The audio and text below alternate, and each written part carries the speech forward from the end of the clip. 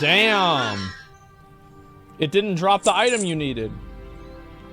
Wow, I never realized how much fun it is to play in a fantasy world and slay monsters with my friends like a tabletop game. I wonder what this genre would be like in 20 years from now. I bet it's amazing. Hey kid, I overheard you say you wanted to see the future of MMORPGs? Oh, well, He should have played the Asian theme. These worlds, the discovery, the wonder, it's unbelievably immersive. And I'd love to get a glimpse of what it's like after these massively multiplayer worlds become more mainstream. Very well, come quickly. We are in need of players like you. You need... Okay. It must be really good then.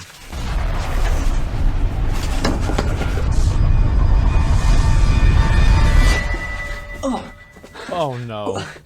Wait. What is this? It feels colorless, soulless. Oh no. This cannot be the future. It feels wrong.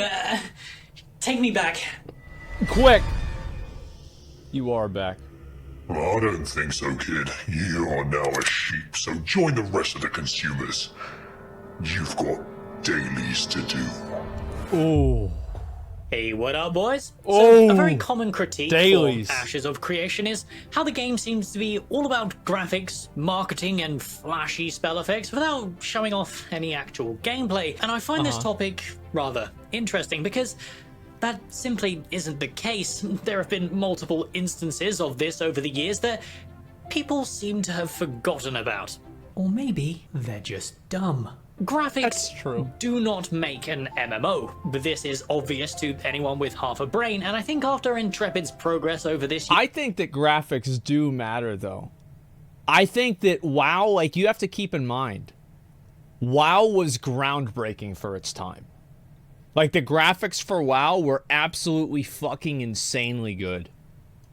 Yeah.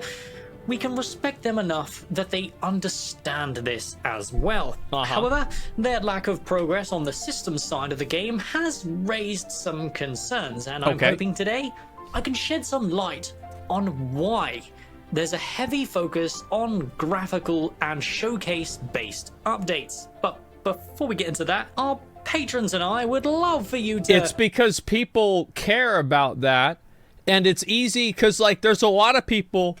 Oh, well, look at that game. It don't look good. It ain't good. It looks like shit. You think I'm going to play something that looks like shit, huh?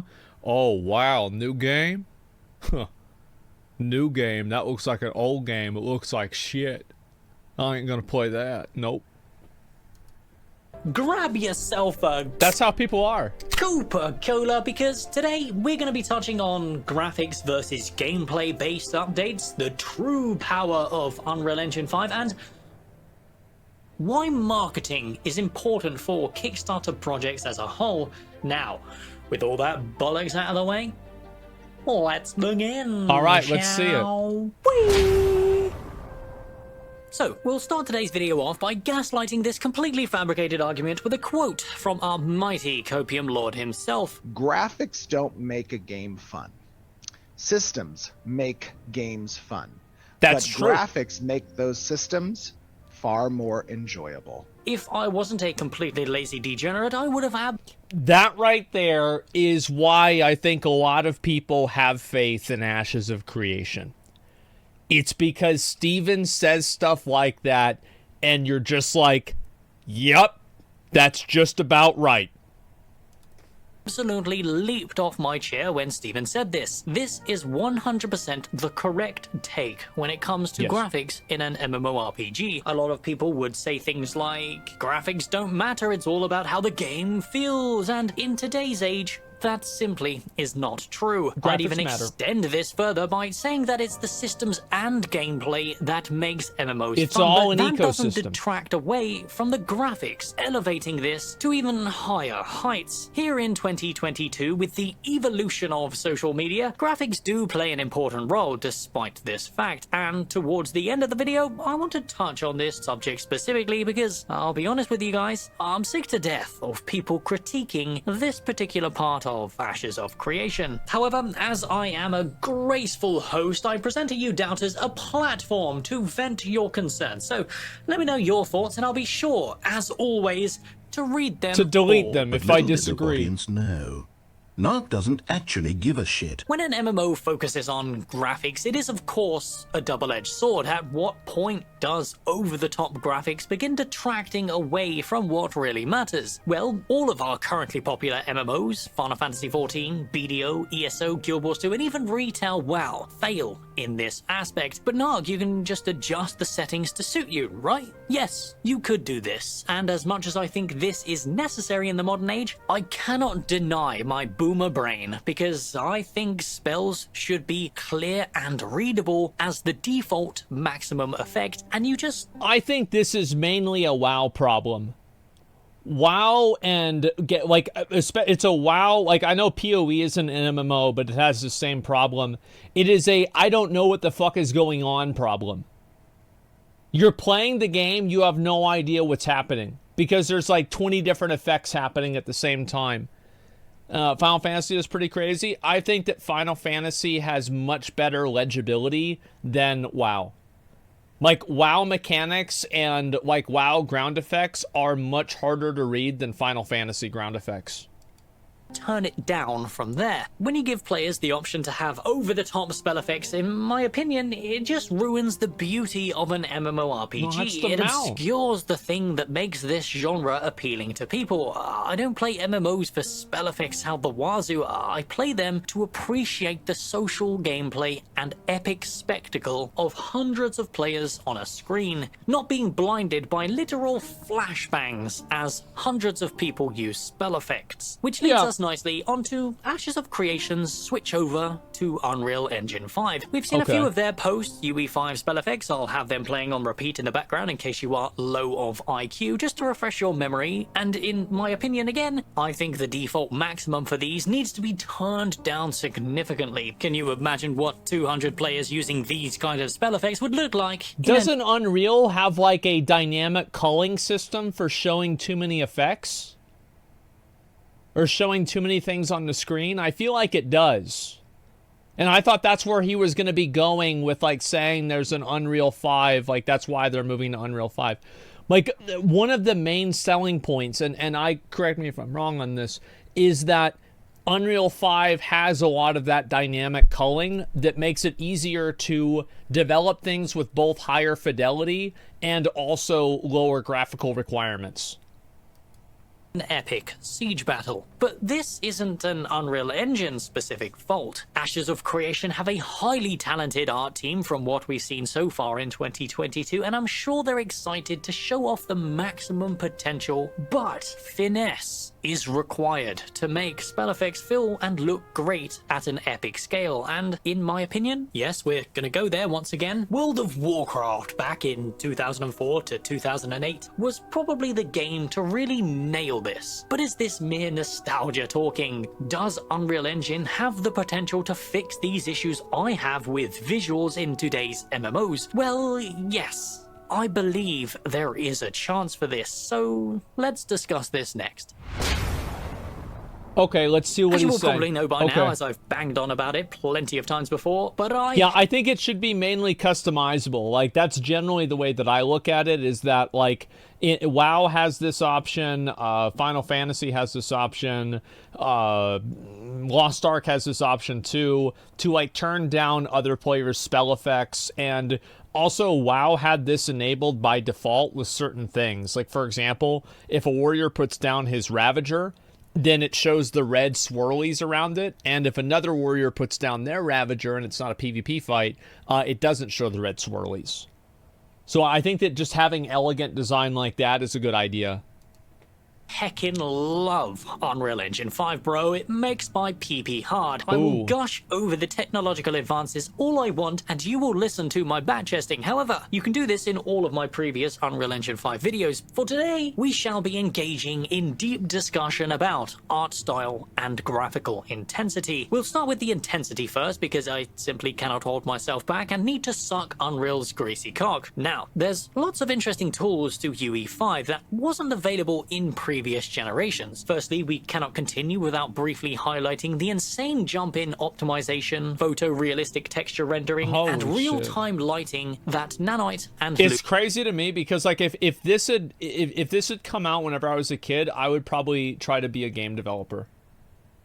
Like, no shot. Like, I would actually try to be a game developer. Like, if I was a kid, I would spend all day, every day working on this. offer. But are these realistic looking graphics really ideal for an MMORPG? Over the years, stylized graphics have been the preferred method, simply because it resonates more soul. Kind of ironic when you look back at how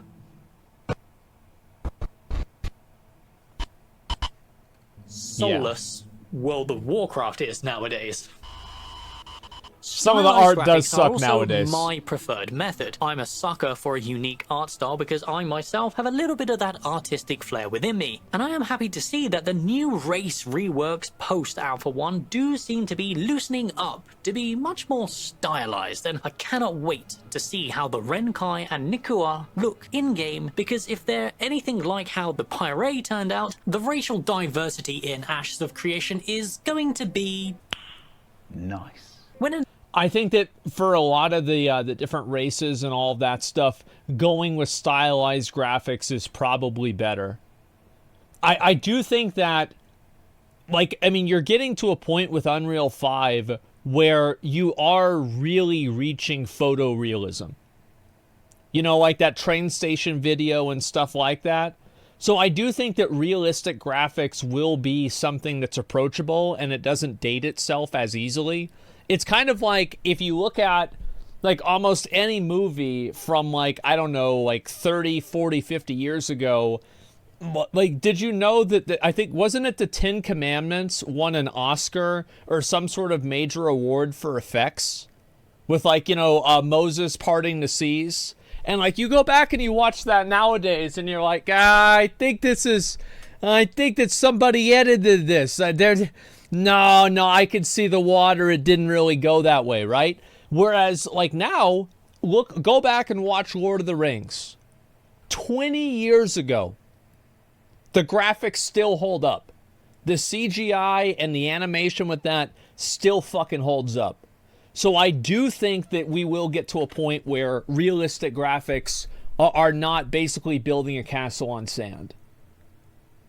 MMORPG aims for a realistic art style. A common complaint is how these MMOs tend to look dated within a few years. I also agree with this sentiment, as it's very prevalent in a game like Elder Scrolls Online and New World. However, a game that is commonly considered the MMO with the highest graphical fidelity is Black Desert Online, an MMO released in Korea over 8 years ago, but does still claim that top spot, and in my opinion, does so by a very large margin. But how is this possible? How can a game so old crush all modern competition? Well, in 2018, Perlibis decided to port over their MMORPG over to a new, updated engine that supports all new graphics potential, and they were basically able I haven't to played it with the new graphics or anything. This looks a lot better than whenever I played it.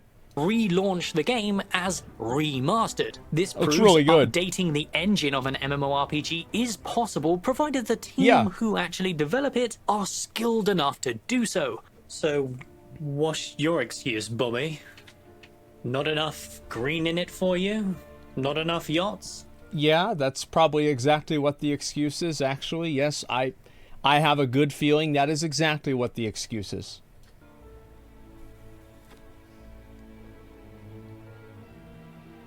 You make me sick. So this pretty much proves that you can have a realistic art style in an MMORPG and not have the game look like a dog's asshole. Yeah. What does this mean for Ashes of Creation exactly? Well, as they are within the Unreal Engine, it gives them the opportunity. And also, like, keep in mind, Final Fantasy is also updating their graphics. Now, obviously, it's much more stylized than something like Black Desert, but it is being updated as well. And some things like the grass, etc., will look better. To possibly upgrade as UE6 and UE7 come along many years down the line. But is this necessary? I think UE5 offers exactly what's needed for Ashes to reach its full potential, because it's not even about the graphics. It's about the advances in optimization that allow for lower-end PCs to run these incredible vistas and the potential for hundreds of entities on the screen at once. That's one of the big reasons why I think games like Minecraft and Fortnite are so popular too, is that if you look at some of the most popular games, none of them are very graphics intensive. Like League of Legends, not very graphics intensive. Fortnite, not graphics intensive. Minecraft, not graphics intensive. That's just the way it goes. It's a lower barrier to entry, and it means that more people with more PCs can play it. Yeah, CSGO, Valorant, look at how many of these big games don't have really, really high graphical requirements. Where Unreal Engine 5 shines. But enough about that. I've had my fill jerking off Unreal for this week, and besides, most of what I say is baselessly talking out of my arse. I actually lack the IQ to understand the intricacies of Unreal Engine 5. But hey, it's my channel, and I'll waste your time how I see fit. So let's randomly start talking about marketing. Okay. In today's age of MMOs, competition is high. Our leading devs are competing with players' time because this genre does require players to commit for the most part. That means it's hard for us as human beings with 3 full-time jobs, 12 kids and 4 wives to make time for 2 MMORPGs. Because of this jobs, 12 kids, that means it's hard for us as human beings with 3 full-time jobs, 12 kids and 4 wives to make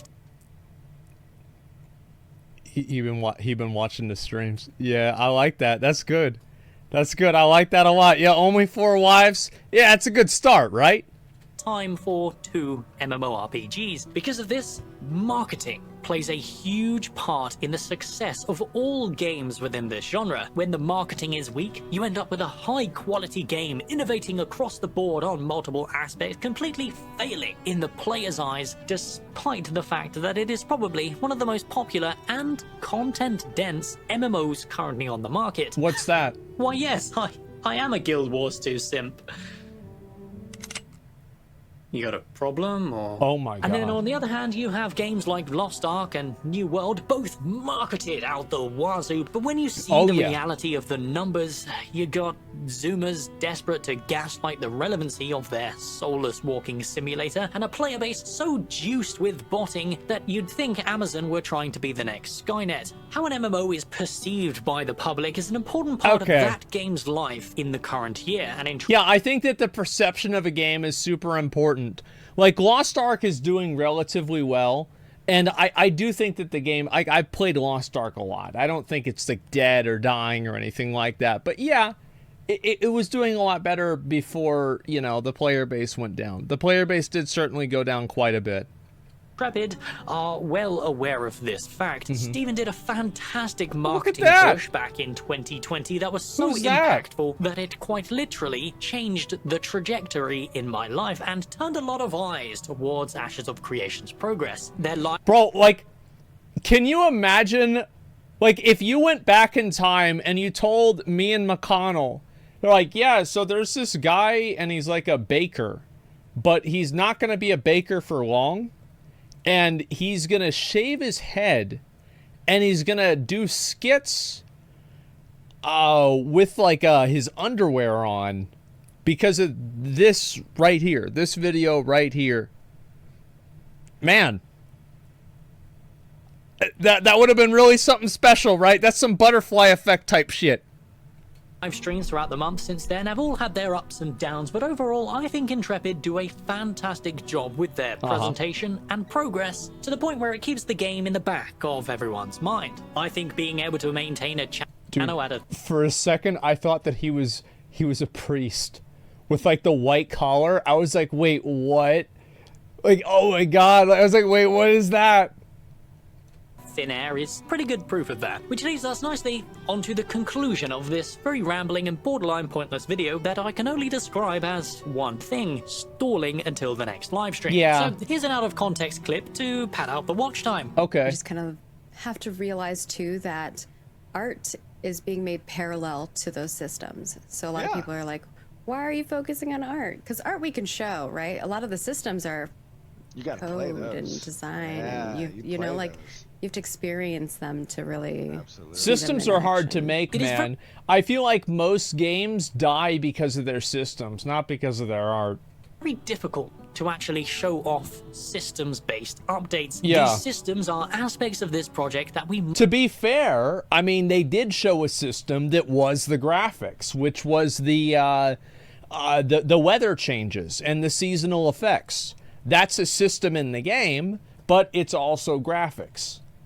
must feel ourselves. Marketing at this point of Ashes of Creation's development is the most important part of this game. I actually think they've shown off plenty of gameplay in the aspects that matter. The melee combat a few months ago, showing off the seasonal weather working in real time, was mind-blowing to me. And now with the ranged combat and the ranger archetype coming this month, I'm not quite sure what people are complaining about. Surely not just a bunch of retards, right? Surely. It's not like we're watching Polygon Unity assets fighting against static 1999 melee animations for 8 years in development, is it? I feel like I hear Narc talk more shit about Pantheon than I've heard about Pantheon in the last 2 years. I thought Pantheon got canceled. And the only way that I found out that Pantheon wasn't canceled is because Narc keeps talking shit about it. Personally, I would rather not be spoiled on things like artisan skills, the more intricate weather effects, world bosses, and any of the gameplay before Alpha 2 actually arrives. After all, the discovery of an MMORPG is one of the most important parts of it. So why spoil it before we even get a chance to play it? Isn't that what people are complaining about in modern MMORPGs? That just makes no fucking sense. I mean, it's just bullshit. So let's end today's video with a question for you, dear viewer. Would you prefer to see these systems in a work-in-progress state before the actual Alpha 2? I always love watching scientists get mad because people think like the Earth is flat. Because like every single one of them, whether it's like Bill Nye, Neil deGrasse Tyson, Richard Dawkins, every single one of them just cannot comprehend that a person can be that fucking dumb. And it makes them so mad that the people are that dumb and they don't care. I think it's amazing. I love it. Yeah, how you know it's not flat though? Well, because we saw that it wasn't flat. Yeah, but how you know that shit wasn't fake though? Because we saw how it was made. How you think they made it? Don't you think they made it to look like it was real, but it's actually fake? Uh-huh, yep, checkmate, that's it. If the Earth is round, why ain't I rolling off it? Checkmate again. And they just can't fucking... It reminds me of, like, that fucking guy in the Johnny Depp, like, the fucking trial, the Wizard Destroyer. The fucking questions he would ask, and like how some of them would be so fucking stupid, but they would just like destroy these experts because they're like, well, no, I've never actually, I've never actually flipped a coin with my left hand. And he's like, yeah, of course. So he doesn't know what he's talking about with anything, okay? Like this guy thinks he knows probability. He's never flipped a coin with his left hand. You know, like that's it. It's just fucking like, yeah, they can't even, they don't know. It's like they're fighting an element of magic that they don't even know is real. Test and is the constant showcase and artwork-based updates starting to rub you the wrong way? I think it's important to be honest about this kind of stuff if this project is going to earn the trust of the wider player base so high on the copium that they think Dragonflight is going to be somewhat playable. Okay, alright, now that you put it like that, alright? Look, I do think Dragonflight will probably be somewhat playable. I do. I think it'll be fun. I'm sure I'm gonna enjoy Dragonflight. That's a wide boy, yeah.